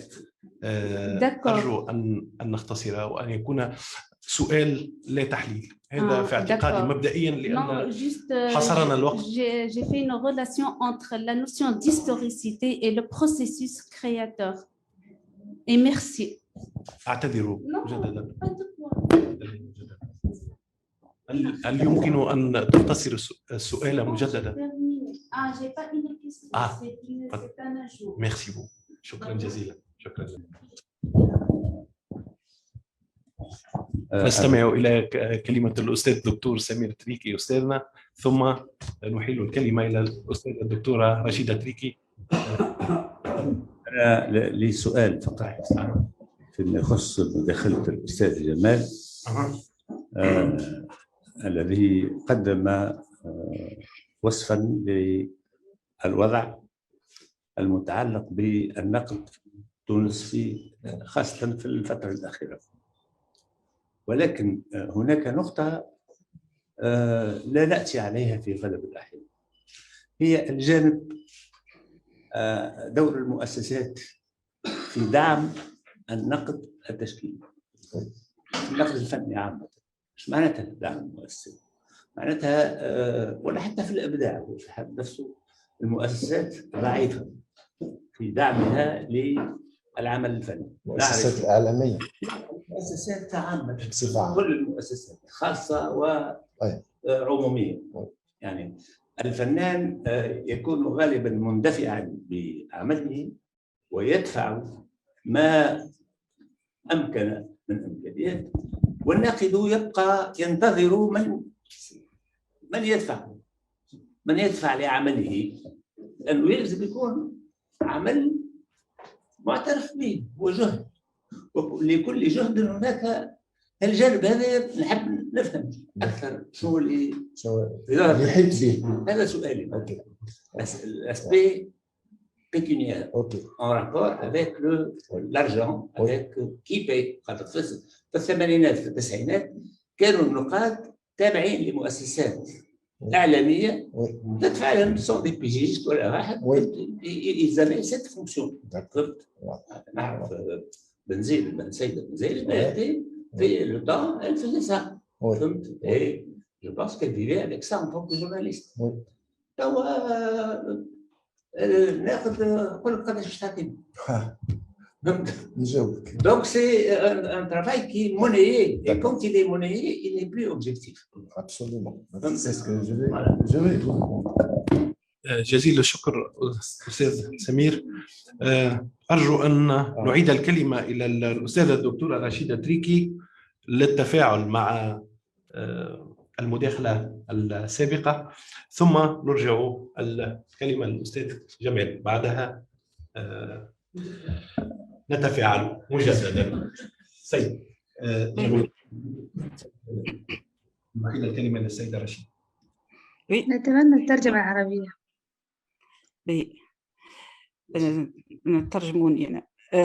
Je vous remercie. Donc, d'abord, je voudrais remercier tous les intervenants. C'était très, très intéressant.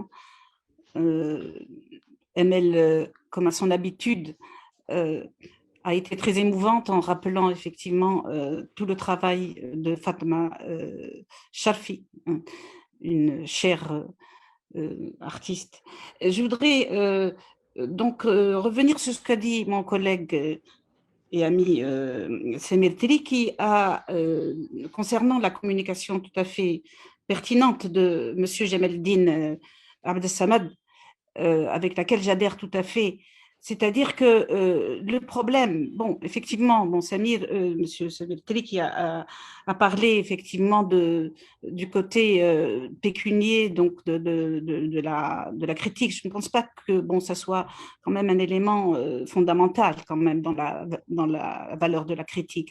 Mais effectivement, ce qu'a rappelé, et la demande de M. Jamaldine Abdessamad était la formation des critiques d'art. C'est essentiel, c'est-à-dire qu'on ne peut pas se déclarer critique d'art. On peut faire de l'autopoétique, ça c'est très important, l'autopoétique.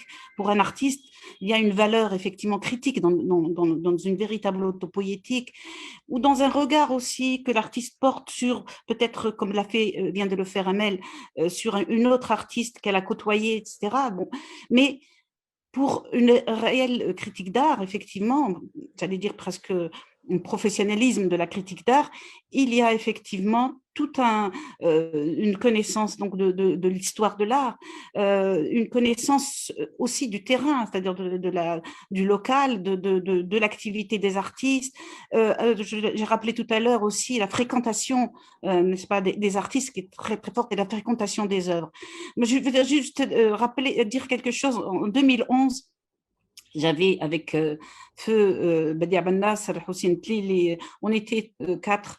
On avait pendant presque 6 mois ou plus mis en forme une revue. On avait donc sollicité le ministre de l'époque, le premier ministre de la Culture, pour la création d'une revue d'art qui est essentielle, absolument essentielle.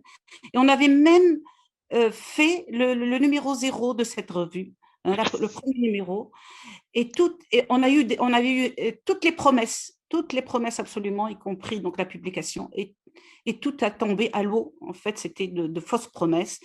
Et c'est malheureux parce que ce qu'on voit par exemple au Maroc, il y a la revue d'éthique qui est ce qu'elle est, mais une revue suscite effectivement en même temps une écriture, je dirais, cohérente et respectable et qu'il y ait effectivement dans les instituts d'art, dans, je ne sais pas, des centres privés, ou à l'IPSI, un enseignement de critique d'art, c'est tout à fait, c'était juste ça que je voulais dire, tout à fait fondamental. Voilà. Merci beaucoup. Shukran. C'est Jamal. Shukran. Merci. Donc, ayant présenté mon intervention en français, je vais répondre en français. Donc, par rapport à la question posée par M. Semeltriki, je vais faire juste, c'est-à-dire, je vais répondre par une méthode comparative. Et vous aurez peut-être la réponse, je l'espère. Personnellement, donc, par rapport à mon expérience journalistique, moi, je suis enseignant à la base. J'ai fait du journalisme par amour, par passion. J'étais donc journaliste freelance. Je m'occupais, par là même, j'étais responsable de la page culturelle. Je couvrais le maximum d'événements et particulièrement, de par ma formation à l'école des Beaux-Arts, je couvrais particulièrement tout ce qui est événements artistiques, les expositions et autres événements artistiques. Et, permettez-moi de le dire, j'avais mon salaire de journaliste freelance. Donc, je couvre l'événement, j'édite mon article et je suis payé à la fin du mois.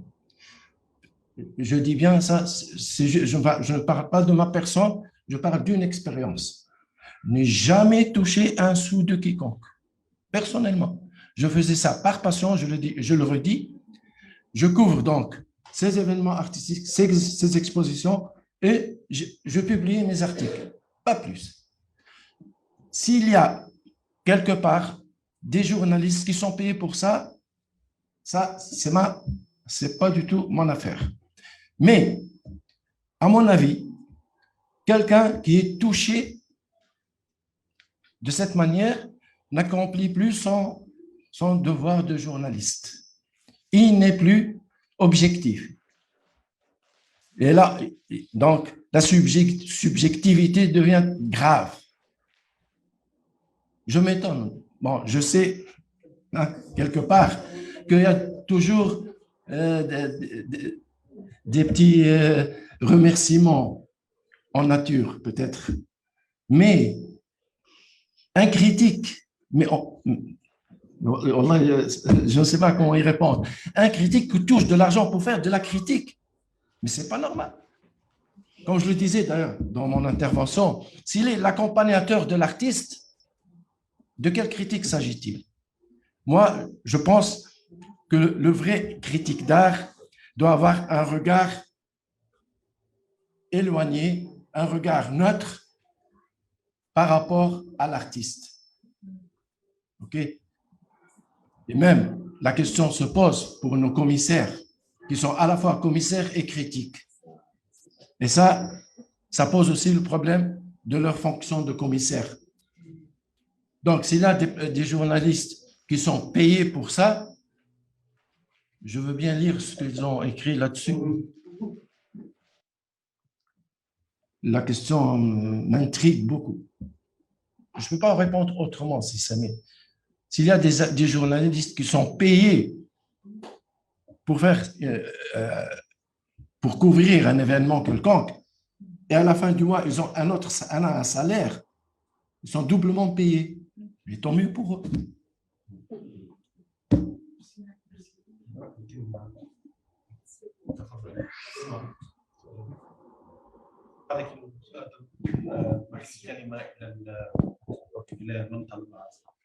Merci, c'est juste pour rebondir sur cette question de critique.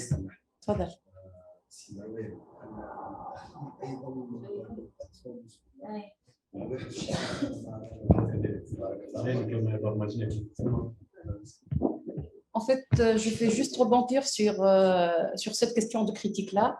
C'est ce que Mme Amel a décrit, c'est l'âme de l'artiste qui est revenue à nous. L'âme de vous, là, la description, les métaphores que vous avez utilisées, je vous salue. Franchement, c'est un grand honneur que j'entends ça. Mais quand même, il y en a le mais scientifique là. Est-ce que vous mettez cette description-là? Pour moi, je l'appelle description, je ne suis pas spécialiste. Est-ce que cette description-là, c'est de la critique d'art? Et puis, cette question, elle est ouverte à tout le monde parce qu'elle ne concerne pas que votre intervention. Il y en a Madame Samet hier aussi, elle a intervenu dans ce sens. Mais je n'arrive pas vraiment à comprendre cette différenciation entre quelqu'un qui écrit pour décrire voilà, des éloges et la critique d'art en elle-même, parce qu'en fait, le but de ces journées-là, de comprendre ces critiques-là. Et merci.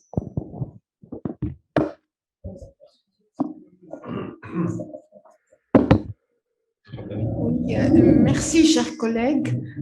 On s'est rencontrés à l'école, à la salle des profs, à l'école des Beaux-Arts. On était collègues.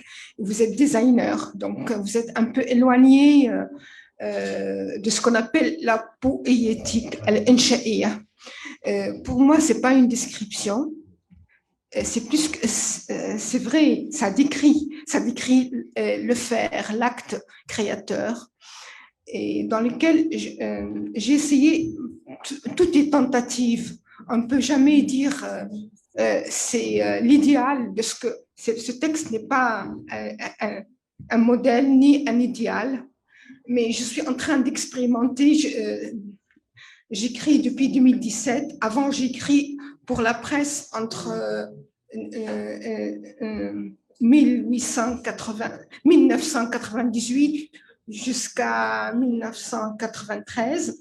J'avais écrit sur les costumes de Aïcha Filali, sur une pièce de théâtre, Mohamed Driss, tout ça. Donc, قاعدة نتخطى بالعربية أتخطى خطوة خطوة تجربة النقد الفني.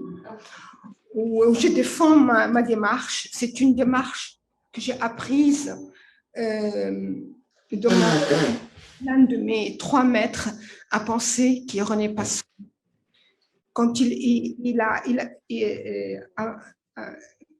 il est décédé maintenant, donc il ne connaît pas ce texte, mais quand il a commencé à lire mes textes de la thèse que j'ai commencé avec lui, que j'ai jamais terminé, il m'a félicité pour mon écrit. Il m'a dit: vous êtes en train d'écrire de la manière qu'il a prônée. Il m'avait cité une fois avec d'autres critiques d'art et écrivains français dans la revue Poétique, pour dire que, en disant Amel, entre guillemets, Amel Bouslama est en train de préparer un ouvrage. Pour lui, ma thèse doit être sous forme d'ouvrage, parce qu'il m'a dit: tu fais tu concrétises ce que il a voulu, ce qu'il a prôné, ce qu'il a prêché comme manière. Et donc, voilà. نجم ندخل باش نحكي على الكريتيك دار. وانت قلت استاذ مروان انه يصير توصيات مهمه جدا ما نسالش نحب نقول كلمه جو بروفيت. C'est vraiment le sujet m'intéresse beaucoup.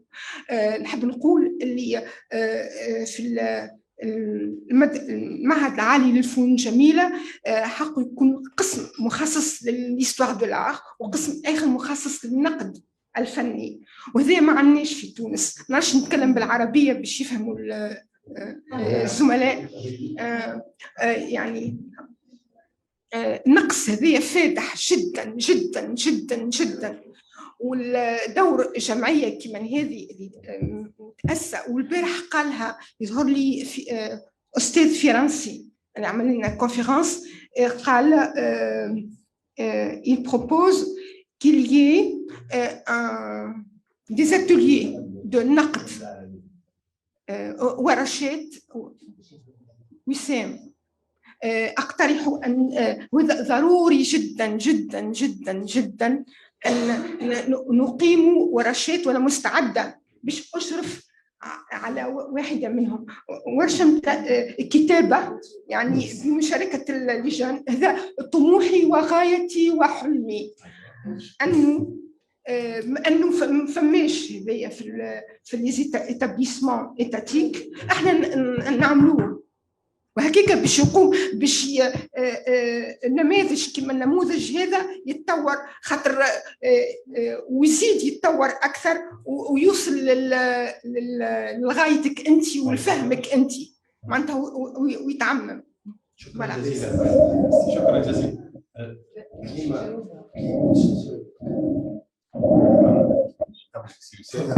بعد عندنا السيدة أريد الكلمة إلى من طلبها في البلاتفورم. في البلاتفورم فوالا، وهو كذلك. آسف.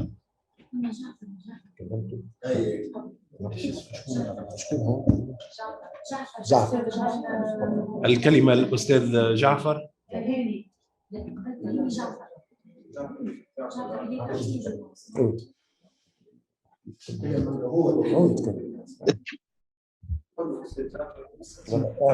أستاذ جعفر.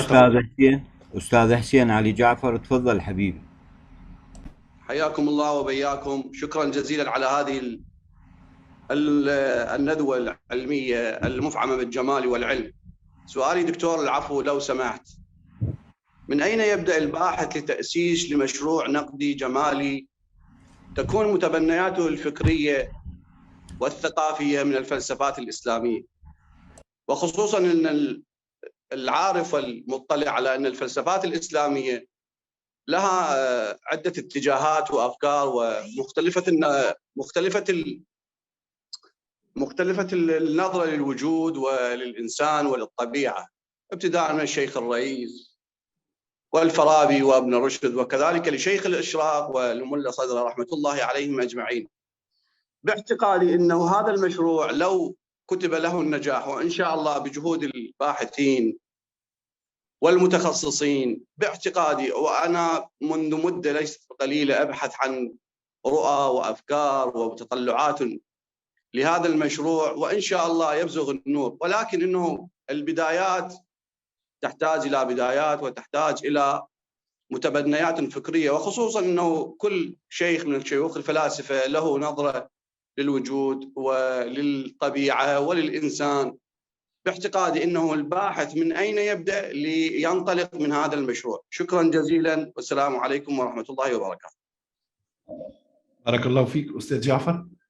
سؤال موجه أو تعليق؟ لا. الكلمة لك. أنا كلمة معناتها حتى نربح الوقت. تفضل أستاذ وسام. أنا بارك الله فيك على الملاحظة هذه. احنا في الأيام هذه كنا باش نعملوا ورشات، صدقني في البرنامج في برنامجنا، وكان معنا أيضا حتى مع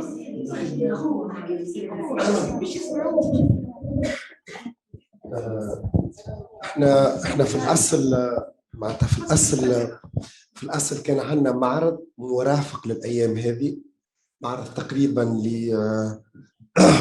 معناتها قلنا على الأقل 20 عمل فني يشارك في وعلى أساس أنه اليوم الثاني تكون عندنا ورشات وعملية كتابة حول هذه الأعمال، واخترنا قلنا حتى نقول معناتها يكون معاهم مجموعة من الفنانين يتحدثوا على الأعمال هذه وفي نفس الوقت ورشات. المهم العملية احنا أجلناها لأنه عندنا إن شاء الله مؤتمر في شهر سبتمبر بالتعاون مع مركز الخزف الفني سيدي قاسم جليزي، اللي مش يحيي الدورة العاشرة متاعه لسيمبوزيوم، وصارت شراكة مع الجمعية انه احنا مش نتبنى إقامة المؤتمر العلمي هذايا اللي مش يكون عنوانه الخزف المتوسطي، ومش تكون ايضا معناتها بالتوازي مع المؤتمر هذايا ان شاء الله، يعني الندوات العلمية مش تكون ورشات للكتابة حول الأعمال الخزفية التي سيتم إنتاجها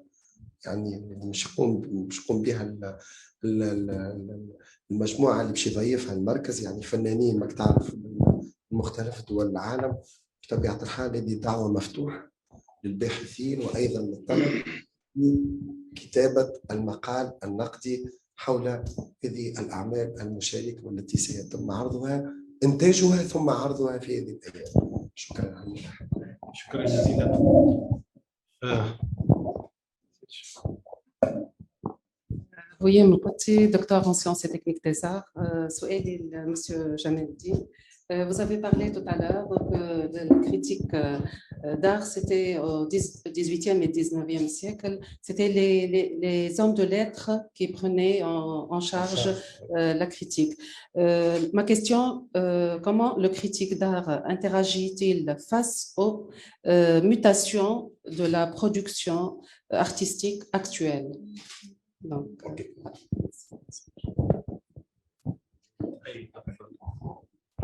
تعليقا كذلك على سؤال الاستاذ جعفر. Donc, je poursuis donc de la même manière. بالعربي ما يصيرش. بالنسبة للتساؤل تاع الأستاذ جعفر، كما ظهرت يعني الحركة الفنية والتشكيلية في أوروبا في يعني القرون الوسطية الموين اج ابوبري، التعبيرات الفنية بصفة عامة توجدت من قديم الزمان. نجم نقولوا حتى منذ يعني نشأة الإنسان وما تركه من آثار أو من أثر فني عن وعي أو عن غير وعي. التاريخ الإسلامي ثري أيضا يعني الأثر الفني بأشكال عديدة، لكن فيما يتعلق بالنقد الفني يعني أتصور أن نشأته يعني كانت مع يعني الحركة الفنية التشكيلية التي ظهرت يعني بصفة خاصة في أوروبا. لذا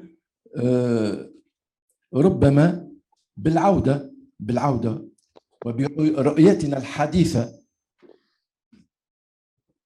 اليوم حول الفنون بصفة عامة بالإمكان يعني، وهذا أظن أنجز، أكيد أنه أنجز في محافل عديدة في بلدان، يعني في بلدان عديدة، يعني رؤية نقدية بفكر حديث، وحتى ربما تحليل لهذه الأعمال الفنية البدائية الإسلامية إلى آخره يعني فكر حديث ربما.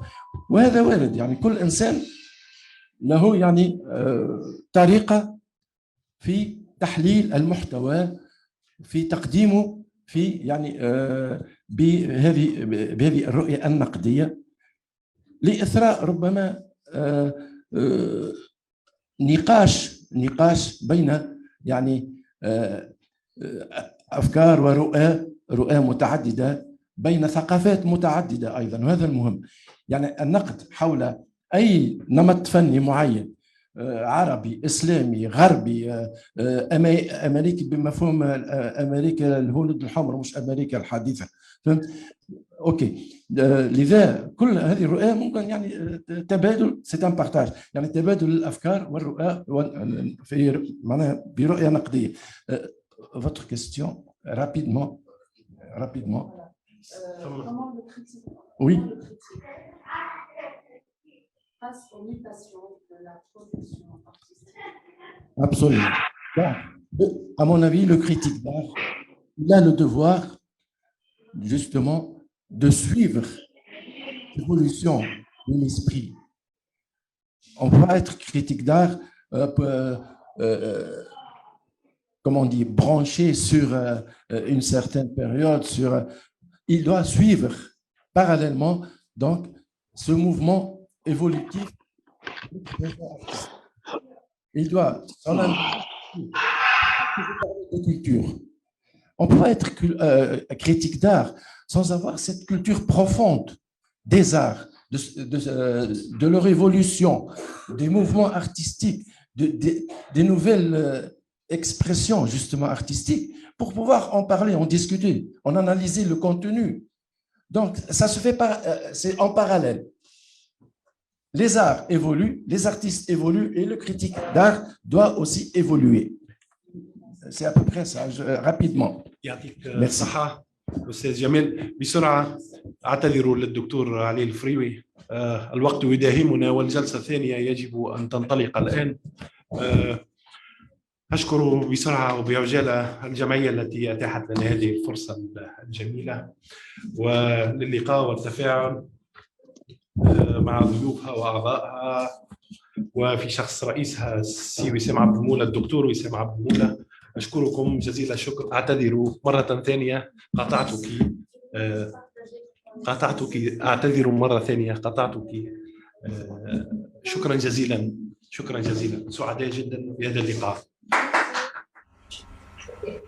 مرحبا بالجميع. نعود إذن لنجتمع